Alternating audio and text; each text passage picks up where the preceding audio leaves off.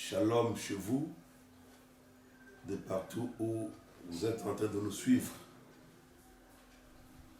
C'est votre âme serviteur, le pasteur Bali Georges, de l'église Les Rochers d'âge en âge en sigle ERA. En ce jour, nous voulons partager avec vous sur un thème très important par rapport à l'actualité mondiale, par rapport à tout ce que l'humanité est en train de vivre aujourd'hui. Quelle attitude tenir? L'autre fois, j'ai parlé de l'indication que j'avais donnée, une indication nécessaire qui consistait à se fortifier dans le Seigneur par sa force toute puissante. Voici la deuxième indication que je vous adresse. C'est vrai que lorsque nous suivons les informations à la télévision, tout le monde a besoin d'écouter qu'est-ce qu'il faudra faire, quelle conduite tenir pour éviter d'être contaminé, de tomber malade, d'être emporté par la mort. Et c'est comme ça qu'il y a des gens qui vous portent des masques, ce que nous encourageons d'ailleurs.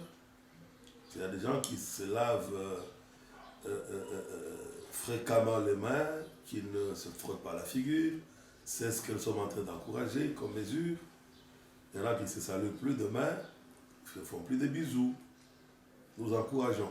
Et voici des indications très importantes. La deuxième que je vous donne aujourd'hui, je crois que c'est une indication à tenir absolument, absolument, comme je l'avais dit la fois passée. Et ça ne va pas vous laisser la même personne lorsque vous allez prendre ceci au sérieux. Cette indication, c'est que la Bible nous recommande quelque chose de très important que nous sommes en train de lire avec vous, qui est situé dans Éphésiens chapitre 6. La Bible déclare ceci au verset 11e. Revêtez-vous de toutes les armes de Dieu afin de pouvoir tenir ferme contre le ruse du diable. Car nous n'avons pas à lutter contre la chair et le sang, mais contre les dominations, contre les autorités, contre les princes de ce monde de ténèbres, contre les esprits méchants dans les lieux célestes. C'est pourquoi prenez toutes les armes de Dieu afin de pouvoir résister dans le mauvais jour et tenir ferme après avoir tout surmonté. C'est de cela que nous voulons parler aujourd'hui. Je disais une indication très importante que la Bible nous recommande, que la Bible nous donne, c'est le revêtement de toutes les armes de Dieu. Tout le monde en a besoin. Ok, c'est vrai que nous sommes en train de suivre l'actualité. Beaucoup d'États, beaucoup de nations, beaucoup de pays, beaucoup de chefs d'État ont déclaré que nous sommes pendant la guerre. C'est comme ça que vous voyez les militaires. Dans les artères, dans les rues, dans les avenues. Nous sommes en guerre. Voilà. Mais devant la guerre, ils disent que c'est une guerre virale. C'est une guerre quelque peu aussi spirituelle. Parce que le coronavirus, on est en train de le chercher, on ne le voit pas. Et on peut le découvrir par sa manière d'opérer, de travailler. Voilà pourquoi aujourd'hui le monde est dans les tâtonnements. Alors, aller en guerre contre quelque chose qu'on ne connaît pas, qu'on ne maîtrise pas, c'est risquer de faire une guerre déjà perdue d'avance. Mais alors que nous qui sommes chrétiens, enfants de Dieu, vous qui nous suivez, nous avons un Dieu capable, un papa responsable, qui savait que tout cela pouvait arriver à n'importe quel moment de notre vie ici-bas sur la terre. Et déjà, en amont, il a traité cette question, il a dit, nous devons nous revêtir des armes. Pendant que le monde envoie sur les grandes artères, dans les grandes avenues, des militaires avec des armes physiques, parce qu'un militaire avec une arme physique ne peut pas arrêter le coronavirus, comprenez? Il ne peut pas arrêter, mais il va dissuader les gens à ne pas sortir de leur maison pour observer le confinement. Mais ce que nous vous donnons, ce que moi, votre humble serviteur, le pasteur Jobat, je vous donne, ça peut vous aider au-delà. C'est des armes nécessaires, importantes, qui sont mis à notre disposition, pas par n'importe qui, pas par une nation terrestre, mais par l'armée de Dieu, par Dieu lui-même. Dieu nous recommande de nous revêtir de toutes les armes. Voilà, je vais bien peser mes mots, hein, en parlant, il dit, revêtez-vous de toutes les armes de Dieu. C'est-à-dire que dans ces domaines de combat, de guerre, tout ce que vous voyez sur la terre, nous avons à nous revêtir non seulement d'une arme, pas seulement de 2 armes, de 3, mais de toutes les armes de Dieu qui sont déjà à notre disposition, qui sont aussi à ta disposition. Tu es devenu chrétien parce que tu as cru en Jésus-Christ comme ton Seigneur et Sauveur, mais il ne te laisse pas comme ça, exposé. Tu penses que les humains, les hommes de cette terre peuvent avoir beaucoup plus souci de toi, plus que Dieu qui t'a créé. Toi, tu as été créé à l'image de Dieu, à sa ressemblance. Et Dieu a tout pourvu pour toi. Dieu, en créant, il prend soin de pouvoir en amont déjà. Pour qu'en aval, lorsque tu mets en pratique ce que te donne comme indication, en aval, tu trouveras des solutions, sans problème. Écoute, cher ami, la Bible te recommande de te revêtir de toutes les armes de Dieu. Là encore, j'ai quelque chose à vous dire. J'entends les gens faire des prières du genre « Seigneur, rêvez-moi, Seigneur, rêvez-moi, Seigneur, rêvez-moi ». Non, la Bible dit « Revêtez-vous ». C'est à vous de vous revêtir. Ce n'est pas à Dieu de vous revêtir. Non, c'est de la confusion, c'est de l'ignorance. Voilà pourquoi la Bible dit « Mon peuple meurt faute de connaissance ». Mais également, Jacques nous dira « Vous demandez, vous n'avez pas, parce que vous priez mal, vous demandez mal ». Donc, la mauvaise qualité de prière donnera aussi une mauvaise solution, une mauvaise réponse. Ici, un chrétien ne va pas devant Dieu pour demander à Dieu de le revêtir des armes. Mais Dieu a déjà pris soin de mettre à la disposition du chrétien que nous sommes, que tu es, les armes.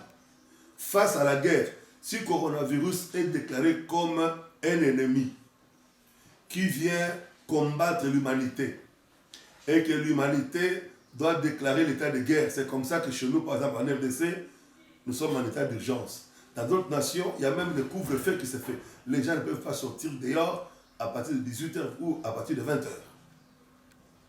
Vous avez entendu? Maintenant, c'est Gombe qui est dans le confinement total. Et la police et l'armée seront déployées.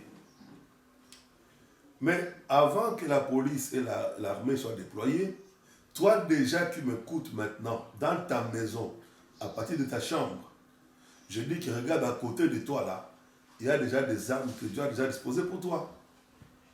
Et ces armes, ce ne sont pas n'importe quelles armes. Dieu ne peut pas nous donner n'importe quelle arme. Dieu, en disposant de ces armes-là, il était rassuré que c'est des armes nécessaires, capables de nous amener à la victoire. Parce que Dieu ne n'échoue jamais. Et il n'échouera jamais. Avec Dieu, nous sommes plus que vainqueurs. Écoute, mon cher ami, dans cette situation qui t'arrive, je te dis déjà que tu seras plus que vainqueur. Ce dont tu as besoin aujourd'hui, c'est de courir à ces armes-là dont nous parle la parole de Dieu. Je reviens encore et j'insiste en disant, ce n'est pas à Dieu de t'en revêtir, mais c'est à toi de t'en revêtir. Dieu, son rôle, c'est de le prendre, de le mettre à ta disposition. Dieu a pris les armes et les a mises à ta disposition. Mais la question que tu poses, pasteur Jean-Baptiste, où sont ces armes?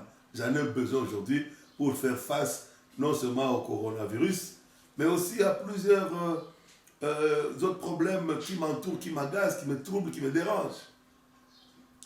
En dehors du coronavirus, il y a des gens qui ont des problèmes d'ordre social, d'ordre psychique, psychologique, moral même. Il y a des foyers qui sont prêts à être brisés, où les enfants, avec les parents, ça ne marche pas, dans lesquels Maman et papa, ça ne marche pas. Ça ne tient pas. Entre voisins également. Mais aussi à cause du confinement, il y en a qui ne savent plus quoi faire pour vivre. Tout ça, ce sont des problèmes auxquels on doit faire face. Et pour que nous puissions faire face à tous ces problèmes, nous avons besoin des armes de Dieu. Parce que Dieu est conscient que la guerre existe. Chrétiens, ne vous alarmez pas sur la guerre, sur le combat. Ne pleurnichez pas, ne dites pas, mais vraiment, qu'est-ce que notre vie va-t-elle devenir? Où est Dieu? Non, non, Dieu est là. Mais Dieu, sachant que tout cela pouvait arriver, il a mis à ta disposition, les armes. Si toi, tu ne t'en rêvais pas, qu'est-ce que Dieu va faire? Tiens cet exemple que je te donne. Un militaire, il peut suivre la bonne formation. Mais pour les armes, on peut lui doter d'armure. Mais si lui-même ne les prend pas sur lui, et il s'hasarde d'aller en guerre sans armes, disant non, donc que la compagnie, que la bataillon puisse s'en charger, il va mourir, on va le tuer. Donc tu ne peux pas sortir comme ça seul. Réveille-toi des armes. Porte-les, prends-le. Prends-le avec toi, ces armes. Et je disais pas une, pas deux, mais toutes les armes.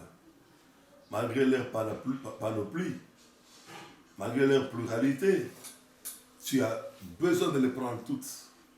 Parce que chaque arme a sa spécialité, sa spécificité dans son domaine. La Bible nous en parle et nous cite ces quelques armes. Toujours dans le même chapitre d'Éphésiens chapitre 6, la Bible nous cite ces armes en disant ceci.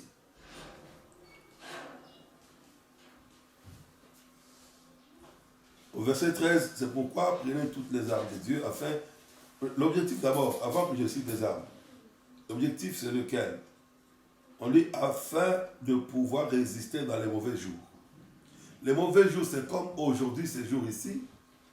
C'est comme cette saison, cette période qu'on appelle coronavirus.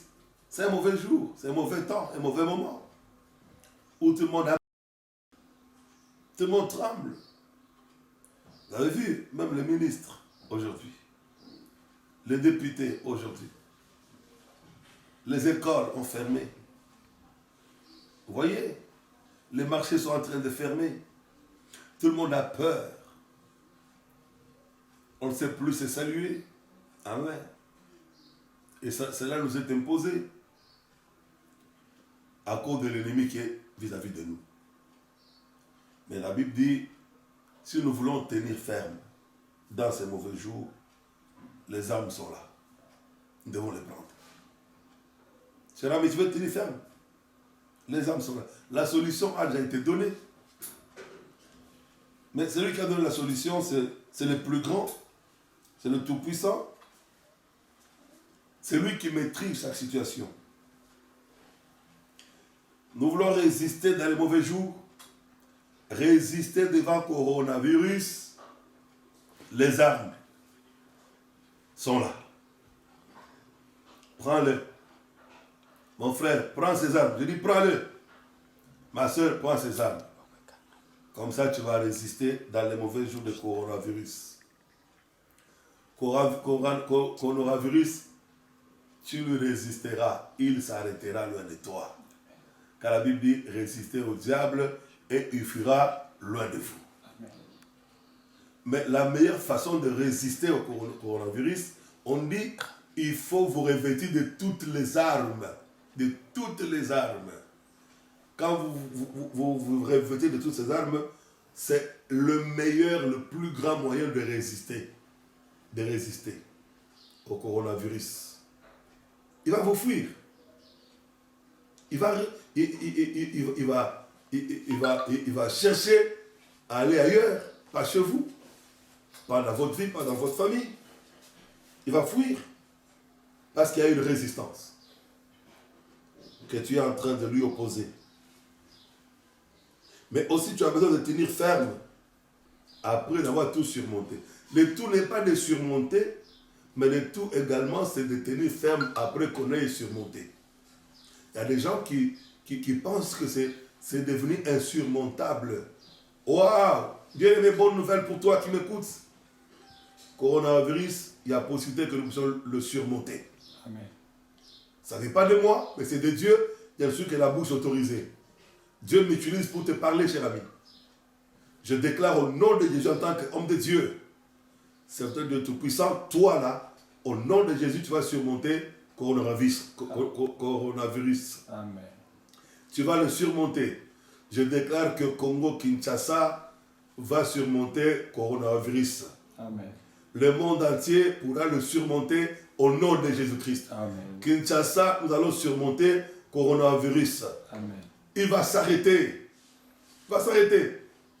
Mais avec quel remède? J'ai trouvé le remède. Waouh! Prenez ce remède. Il est pour vous. Ce sont les armes que Dieu a mis à notre disposition. Ces armes ne sont pas loin de nous. Pas au-delà du fleuve Congo. Pas à l'étranger. Maintenant, pendant que je parle, tu peux entrer en possession de ces armes. Si tu le veux. Ça dépend de toi. Pas de Dieu, mais de toi. Parce que Dieu déjà les a mis à notre disposition. Vas-y, prends-le. Prends-le. Waouh. Je vois quelqu'un qui dit, pasteur, merci, je suis en train de prendre ces armes. Mais quelles sont ces armes, pasteur? Où les trouver? Oui. J'en arrive avec vous, cher ami. Je ne voudrais pas continuer à abuser de votre patience. La Bible déclare, au verset 14, du même chapitre d'Éphésiens, chapitre 6, la Bible déclare, tenez donc ferme, ayez à vos reins la vérité. Pour ceinture, revêtez la cuirasse de la justice. Mettez pour chaussures à vos pieds les ailes que donne l'évangile de paix. Prenez par-dessus tout cela le bouclier de la foi, avec lequel vous pourrez éteindre tous les traits enflammés du malin. Prenez aussi le casque du salut et l'épée de l'esprit, qui est la parole de Dieu. Voilà. Voilà les armes. Écoutez, laissez-moi ouvrir une parenthèse avant d'aborder cet aspect des choses. Je vous ai dit que c'est une indication importante que je vous donne. Hein. C'est pour vous. Il ne faut pas les laisser. Là, je ne dis pas ça laisser ou apprendre. Je dis ça apprendre. Absolument apprendre. Une molécule terrible. Il faut prendre ça. Écoutez, beaucoup de gens, en pareille circonstance, ils sont en prière. Je suis d'accord avec vous. D'accord avec vous. Mais quand on cite les armes là, on n'a pas cité la prière. La prière vient à l'appui des armes. Et ça, il faut recevoir comme connaissance. Parce que la Bible dit que vous connaîtrez la vérité vous affranchira. Recevez cette vérité, cette connaissance. Quand on cite les armes, la prière vient en dernier, en appui. Mais il y a des gens qui croient que, parce que dans leur maison, ils sont en train de prier. Là, ils sont organisés en groupe de 3, de 4 en train de prier, c'est ça, avoir les armes. Non, cher ami, vous vous trompez. On commence par citer les armes en disant, ça j'aime, hein, au verset 14. Tenez donc ferme à vos reins la vérité. Voilà. Quelqu'un qui prie, mais qui n'est pas dans la vérité, il prie sans âme. Il fait des prières sans âme. Comment est-ce que quelqu'un peut-il triompher sans âme? C'est difficile. On dit il faut avoir au rein la ceinture qui est la vérité. Aujourd'hui, avec les temps qui courent, il y a des gens qui ont choisi les mensonges. Alors que vous savez que la Bible nous dit que le père du mensonge, c'est le diable, Satan.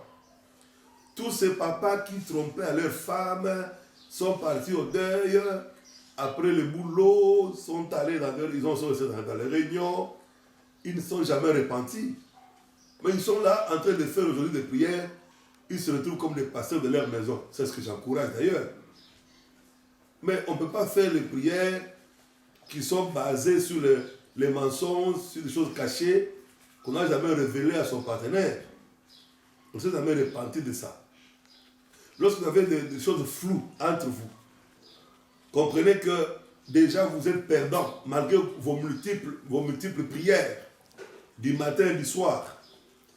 C'est comme ça que les gens se sont posés beaucoup de questions, mais nous prions, nous ne voyons pas clair. Mais parce que vous priez sans utiliser les armes nécessaires pour attaquer l'ennemi. pour combattre dans les combats, dans la guerre. C'est tout ça le problème. On nous a mal enseigné, on nous a dit que l'arme qu'il faut utiliser, c'est la prière. Qui vous a dit que la prière c'est une arme?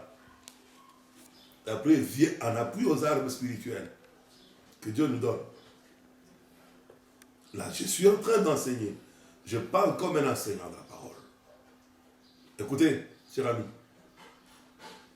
ce que vous recevez aujourd'hui, je vous dis, vous me donnerez raison parce que je venais de dire tout à l'heure que vous allez surmonter le coronavirus. Ça va appartenir au passé. Si vous prenez ce que je vous dis comme indication, vous le mettez en pratique. Je vous dis que nous allons vaincre et nous allons surmonter. La victoire sera nôtre. Mais la première arme efficace, c'est la vérité. Pourquoi? La Bible déclare, il n'y a point de pouvoir contre la vérité. Il n'y en a pas. Il n'y a aucun pouvoir, aucune puissance contre la vérité. Il n'y en a pas. Mais il y en a qui ont pris le mensonge comme étant un laisser-passer. Ils pensent que pour aller de l'avant, pour passer outre, il faut mentir. Un petit mensonge suffit. Mais ça finit par vous rattraper un jour. Parce qu'il y a un adage français qui dit, mentez, mentez, mais il en restera toujours quelque chose. Vous comprenez? Donc, cher ami, ça ne sert à rien aujourd'hui, ça ne sert à rien. Et vous là, aussi les filles qui venaient dans nos églises là, vous, et nos sœurs là, qui ont autant de vie, pas double vie, mais autant de vie là. Autant de vie. Mais aujourd'hui, ils sont dans leur confinement en train de... Mais malgré le confinement, ce sont des bêtises que les gens se font dans les secrets. Malgré le confinement. Non, marchons dans la vérité. Christ a dit, moi je suis le chemin, la vérité et la vie. Il a dit, je suis venu rendre témoignage à la vérité. Et l'homme Pilate, qui était gouverneur, qui était en train de rendre jugement, ne connaissait même pas la vérité. Jésus dit, ah, toi tu rends le jugement, mais tu ne connais même pas la vérité. C'est ça le monde. Les gens qui jugent, mais qui n'ont pas la vérité. Ils jugent d'après leur mœurs, d'après le vice. Ils ont changé de vice. Comment? De mœurs et les valeurs ont été changées en vice. Aujourd'hui, c'est comme s'il y avait un mode de vie que les gens peuvent adopter aujourd'hui. Donc, le mal est devenu bien, le bien est devenu mal. Donc, quelqu'un qui veut demeurer dans la vérité, non, toute vérité n'est pas bonne à dire. Qui vous a dit ça? La vérité restera vérité. Mais ce que je peux comprendre, c'est qu'elle doit être dite avec amour. Ça, oui. Mais arriver à dire toute vérité n'est pas bonne à dire, ça n'a jamais été écrit dans la Bible. Ça n'est pas écrit. Voilà ce que le monde nous amène. Le monde fonde ces histoires et il nous amène, nous les prenons le gobo. C'est comme quelqu'un qui dit par exemple, mentir, Zaliwa Yandam. Koko Zaliwa Yandam. Qui vous a dit que Zaliwa Yandam? Comprenez? Alors que c'est... comment?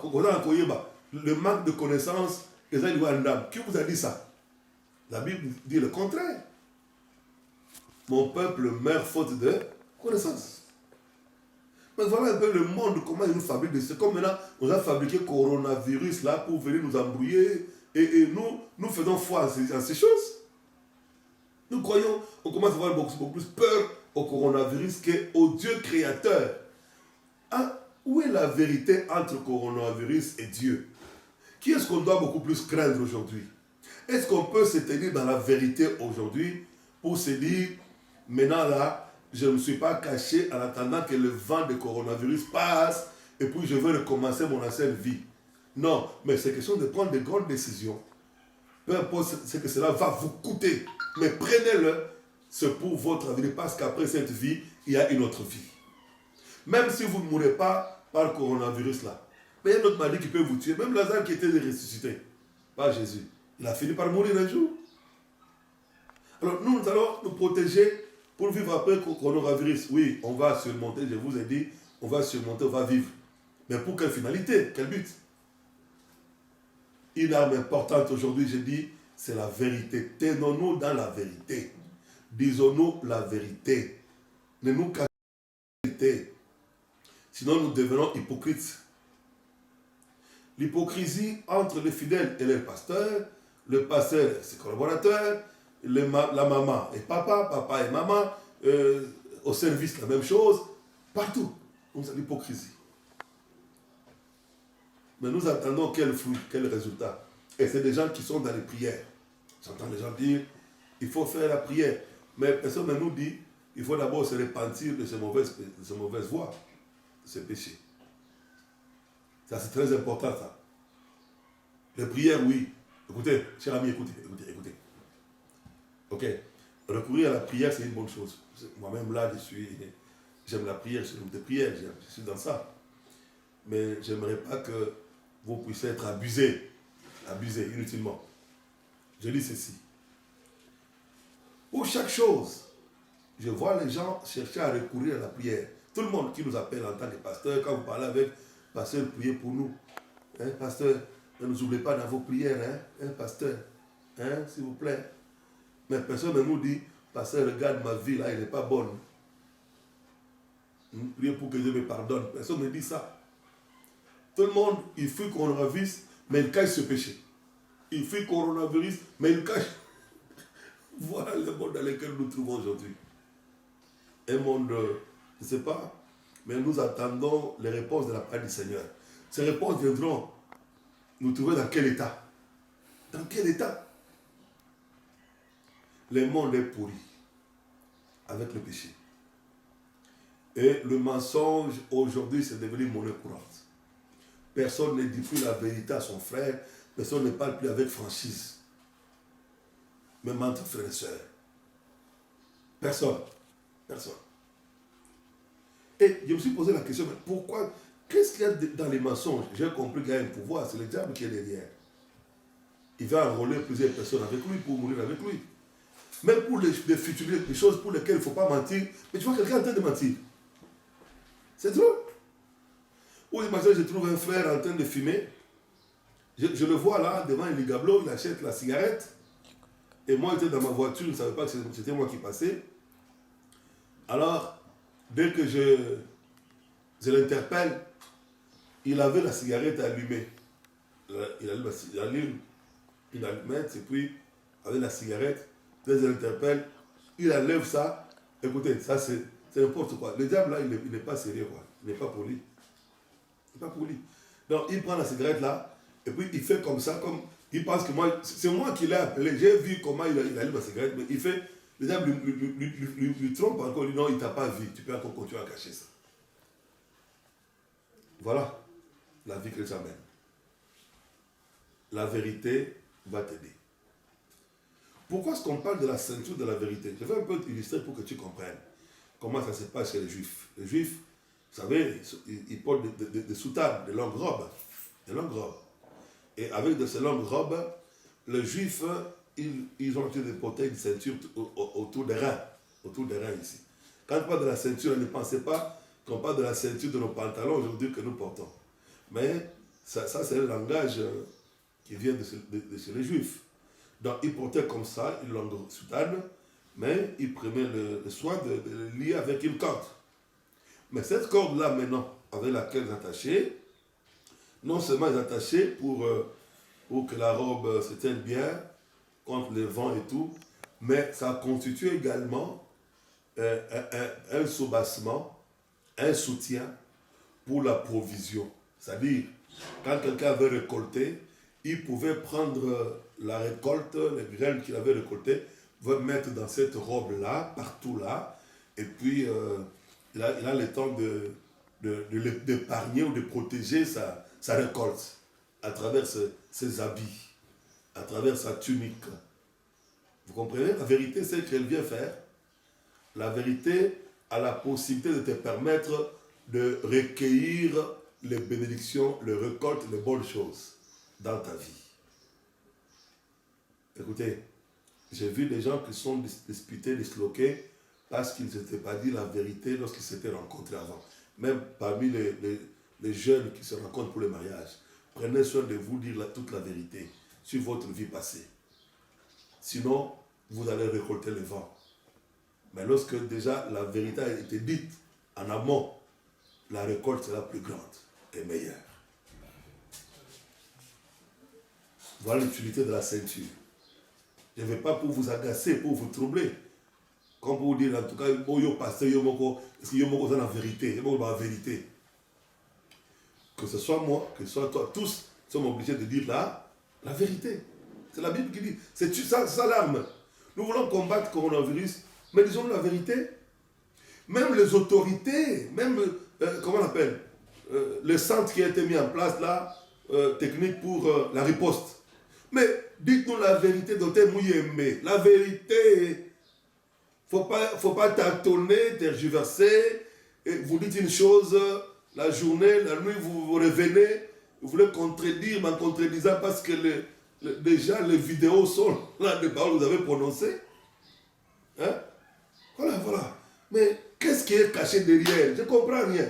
Quelque chose est caché derrière ce truc de coronavirus ici. Il y a des businessmen qui font leur business, il y a des trucs bizarres. On doit se dire la vérité. Hein? Entre les Américains, les Européens, les Chinois, qu'est-ce qu'ils nous cachent? Oh Dieu, révèle-nous ta vérité derrière ces choses. Seule la vérité peut nous sauver. Alors toi qui m'écoutes, demeure du côté de la vérité, prends la décision de marcher sur la vérité, et la vérité te donnera la victoire. Dans toutes choses. Dans toutes choses. Reste du côté de la vérité. Et tu vivras la victoire dans ta vie. La victoire sera là. Parce que la vérité, elle est têtue. Les gens peuvent te calomnier, peuvent t'injurier, ils peuvent dire n'importe quoi. Mais si tu sais que ce que tu fais, c'est la vérité, tu es du côté de la vérité, tu es honnête, cher ami, ne t'en fais pas. Ils finiront pas te rejoindre. Ils finiront pas te donner raison. Et ça, j'aime. Donc, ça c'est la première arme. Tu veux combattre contre le coronavirus, combattre contre les sorciers de la famille, tout ce que vous voulez, les mauvais sorts. Non, rassurez-vous que vous êtes dans la vérité. Et il n'y a pas de vérité que la parole de Dieu. C'est la parole de vérité qui nous sauve. Et nous devons nous référer à la parole de vérité. Avec le temps actuel, il y a beaucoup de charlatans qui ont le temps de prendre de propager de fausses vidéos, de faux messages pour égarer le peuple de Dieu. Mais demeurez dans la vérité, dans la parole de Dieu. Et rien ne pourra vous ébranler du tout. Et ça, c'est pour vous, ce message. Je dis bien, c'est une éducation, je ne dis pas que ça, laissez apprendre. Prenez ça. Vous voyez? La vérité. La vérité, rien que la vérité. Une arme très efficace. On a commencé par là. S'il y a des choses à arranger, arrange un peu, enlève les trucs bizarres, compliqués que tu as cachés là. Enlève ça. Que la vérité triomphe dans ta vie. Et tu vivras le miracle de Dieu dans ta vie. En dehors de la vérité, la Bible déclare: revêtez la cuirasse de la justice. La cuirasse de la justice, c'est une deuxième arme que Dieu nous donne. Vous comprenez? Laissez-moi être pas terre à terre, alléger un peu mon langage pour que les gens comprennent bien. C'est comme ça qu'on appelle aujourd'hui les gilets d'antiballes. Les gilets d'antiballes que les gens portent, les autorités, les présidents de la République et consorts, de telle sorte que même si on tirait une balle, à balle réelle, mais ces gilets-là puissent les protéger. Mais les gilets-là, c'est autour de quoi? C'est autour du cœur, autour des poumons, autour de tout ce qui est à l'intérieur. Tout cela est situé au niveau de la poitrine. Vous voyez? À ce niveau-là, à partir de là, jusqu'ici, là, il y a des organismes très très importants qui sont dans l'homme, qui sont cachés dans son intérieur. Pour que nous puissions bien le protéger, le cacher, la Bible, oh Dieu, merci. C'est là où Dieu est formidable. Il est formidable, je vous dis. Mais où allons-nous chercher des histoires? Il dit, nous devons nous revêtir de la cuirasse de la justice. Je vous ai dit que cette cuirasse de la justice représente aujourd'hui ce gilet de balles. Gilet à balles. Écoute, si tu l'as avec toi, les gens pourront tirer des boulets de gauche à droite. Ça ne va pas t'atteindre. Ton cœur sera protégé. Ton poumon, protégé. Contre le coronavirus, sera protégé. Parce qu'aujourd'hui, il paraît, il poursuit seulement les poumons pour les bouffer. Oh. Mais le gilet, la cuirasse de la justice, my God, il va protéger le poumon. Les poumons sont protégés. Chers enfants de Dieu, ce message est pour vous. Les poumons seront protégés. Mais qu'est-ce que cela veut dire? Qu'est-ce que cela veut dire en termes clairs? La cuirasse de la justice, ça veut dire quoi? Ça veut dire les bonnes œuvres. Malgré la souffrance, les difficultés, même un véritable chrétien doit poser des bonnes œuvres. Les œuvres de justice. C'est vrai, ces œuvres ne nous sauvent pas. Mais qu'est-ce qui nous fait poser ces œuvres? C'est notre foi. Parce qu'aujourd'hui, la justice de Dieu nous a été imputée à cause de notre foi. La Bible dit, nous avons été sauvés gratuitement, mais le moyen pour y parvenir, c'est notre foi. Ça est écrit dans Éphésiens chapitre 2, versets 8 à 10. Mais également, la Bible va plus loin en disant que nous ne sommes pas sauvés à cause de nos bonnes œuvres. Dans ce que je viens de dire tout à l'heure, dans Éphésiens chapitre 2, aucune bonne œuvre ne peut sauver quelqu'un. Quand quelqu'un n'a pas la foi, quelqu'un n'a pas cru, n'a pas fait confiance au Seigneur, aucune bonne œuvre ne peut le sauver. Je vois les gens partir dans les hôpitaux, nous apprécions ces gestes. Allez auprès de l'INRB, nous apprécions ces gestes, nous acclamons pour vous. Allez auprès du cardinal Ambongo, nous sommes contents de vous. Mais tout ce que vous faites là, sans donner votre vie à Christ là, vous êtes exposé quoi? Vous êtes exposé. Il n'y a rien. Rien du tout. Pasteur Jean-Baptiste, il veut décourager les gens qui pratiquent les bonnes œuvres. Loin de moi cette pensée. Mais je voudrais vous recadrer et vous aider à marcher conformément à la parole pour que les armes que vous allez utiliser réellement vous permettent à surmonter le coronavirus véritablement. Si la motivation, c'est la gloire, les Matthieu vu que l'on parle de moi, cher ami, vous avez déjà votre récompense parce que les chaînes de télévision, les caméras qui sont là, braquées sur vous, les gens parlent de vous, tout ça, ça sera votre récompense. Alors que la Bible nous dit que lorsque la main gauche, la main droite donne, que la main gauche ne le sache pas. Là, il s'agit des dons quand on donne aux nécessiteux, aux gens qui sont dans la souffrance, dans la pauvreté, dans le malheur. Pendant cette pandémie ici, par exemple. Donc, je disais que les œuvres bonnes n'auront leur impact, leur utilité, que lorsqu'elles seront faites à partir de notre foi. Si c'est notre foi qui nous pousse à le faire, si réellement nous avons cru en Jésus-Christ, si c'est à cause de cette confiance, de cette foi en Jésus-Christ qui nous pousse à faire ça, waouh, ça c'est bon. Mais si c'est simplement l'humanisme, il n'y a pas d'humanisme qui peut sauver. Il n'y en a pas. Une seule personne sauve, il s'appelle Jésus-Christ de Nazareth. C'est lui seul à qui nous devons croire. Voilà pourquoi on nous parle de la cuirasse de la justice. Bien aimé, une autre arme, donne par la parole de Dieu. Que Dieu nous aide, je crois qu'on aura le temps. Mon Dieu, on aura le temps. Une autre arme que la Bible nous donne, c'est, il dit, mettez pour chaussures à vos pieds les ailes que donne l'évangile de paix. Mettez pour chaussures à vos pieds, my God, les ailes que donne l'évangile de paix. Ça c'est une arme très importante. Mettre à nos pieds les chaussures, my God, on dit c'est les ailes que donne l'évangile de paix.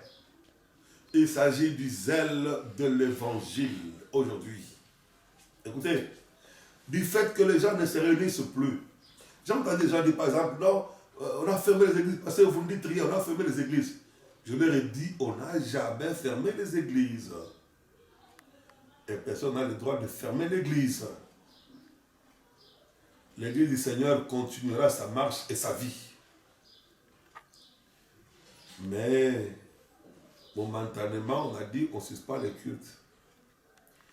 Dans mes enseignements, quand j'enseigne, j'ai dit aux gens, À l'église, nous ne venons même pas pour adorer. À l'église, là, nous ne venons même pas pour ce que vous pensez là. Non. À l'église, quand nous venons, c'est pour l'édification mutuelle. Maintenant, écoutez. Le fait qu'on ait dit que momentanément, pendant 4 semaines, nous sommes aujourd'hui le 5. Hein, ils sont en train de compter les jours. C'est dans moins de 2 semaines maintenant qu'il nous reste. Nous allons voir comment ça va évoluer pour que l'on permette aux gens. Je vois les gens m'appeler pasteur. Ça va rester souvent comme ça. On ne va plus se réunir, papa. Hein? Et il me semble qu'il y a des gens qui manifestent aujourd'hui l'amour de l'église, l'amour de réunion, de culte. Alors qu'il y a des cultes dans lesquels vous venez, vous retrouvez seulement quelques personnes à compter au bout des doigts. Les autres là sont occupés dans leurs histoires, dans leurs affaires. Mais ce sont les mêmes là aujourd'hui qui semblent agacer. Pasteur, ne soyez pas troublés par ces gens-là. Non, non. Bon, je ne parle pas de vous. Hein. Vous-même, vous aimez l'église. Pas de vous. Je parle des autres là, hein, qui n'avaient jamais eu le temps pour l'église. Mais aujourd'hui là, il me semble qu'ils ont besoin de l'église. Beaucoup plus. Alors, beaucoup, ce qui ne savent pas, c'est que les ailes que donne l'évangile, c'est une arme. Celui qui est zélé pour l'évangile, il aura la victoire sur les démons, sur les diables, sur tous les combats de la vie. Parce qu'il ne marchera pas seul, Christ a promis de l'accompagner. Il dit par exemple, voici le miracle qui accompagneront ceux qui auront cru à mon nom. Quand on parle de l'accompagner, de l'accompagnement, il s'agit de quelqu'un qui se déplace, qui marche et qui évolue, qui avance. Quand quelqu'un travaille pour l'évangélisation des âmes perdues, pour exhorter les faibles, c'est comme en pareille circonstance. Bien aimé, ce monsieur-là, ne jouez pas avec lui. Hein. Ne jouez pas avec lui. Vous pouvez envoyer les massous, envoyer le MPC, envoyer toutes sortes de maladies. Ça ne lui fera absolument rien du tout. Parce que c'est un homme qui est immunisé déjà par cette arme qu'on appelle les chaussures, les ailes de l'évangile. Il sera immunisé totalement. Il peut passer par chez vous. Vous mettez des pièges, tout ce que vous voulez. Mais ce monsieur-là, à cause des ailes qu'il a de l'évangile, qui bouillonnent. C'est pour ça que Jésus disait un jour, les ailes de ta maison me dévorent. Les ailes peuvent devenir tout un feu qui mange, comme un animal féroce, qui avale, qui bouffe. Ça bouffe les pièges, les complots, même les attaques du diable, les armes démoniaques. Quand on est zélé pour l'évangile, on vous tendra des pieds et ça ne va pas tenir. La Bible dit même, ils sont beaux, les pieds de ceux qui annoncent l'évangile du salut. Ça veut dire qu'ils sont heureux. Ces personnes qui sont dans l'évangélisation. C'est un terrain très important. Malgré le confinement, mais par les réseaux sociaux, par WhatsApp, par Instagram, par Facebook, par YouTube, il y a moyen d'évangéliser. Regardez ce qui se passe. Le diable a beaucoup plus attaqué les gens par la peur du lendemain, la peur de l'avenir. Les gens qui sentent qu'il n'y a plus d'avenir. Il faut à tout prix que Dieu nous aide. Il n'y a plus d'avenir. Mais combien se soucient des gens qui sont dans la vie du péché? Lorsque les hommes se marient avec les animaux, avec les chiens, il suffit qu'on demande aux chiens, et c'est devant un prêtre, ou un pasteur, je ne sais pas de quelle église, je ne sais même pas si je peux l'appeler pasteur. Si c'est un homme, on demande au chien, est-ce que veux-tu te marier? Il suffit que le chien fasse waouh, waouh. On dit waouh, tout le monde acclame, waouh, le chien est d'accord pour le mariage, le chien est d'accord. Il suffit que le chien bouge la queue. Waouh, regardez comment il bouge la queue. Ah, ils sont d'accord. Avec des choses comme ça, vous voulez que Dieu fasse quoi? Que Dieu vous pardonne, que Dieu dise quoi? Que le monde continue, il l'acclame pour vous. C'est ça? Non. C'est le temps pour nous chrétiens de travailler plus fort. pour le Seigneur. De parler en famille de la parole de Dieu. En famille. On n'a pas eu ce temps-là de le faire. Maintenant, on peut le faire en famille. On peut le faire avec nos voisins. Mais aussi sur les réseaux sociaux, on peut aussi le faire. Partager la parole de Dieu. Manifester les aides de l'évangile. C'est une arme très importante dont on a besoin. Quand on a cette arme-là, la troisième arme, bien aimé, on ne peut que vaincre l'ennemi. Mais lorsque Dieu trouve que cet homme, l'évangile ne l'intéresse pas, il ne s'est pas évangélisé, vous voulez que Dieu fasse quoi? Dieu servir à quoi?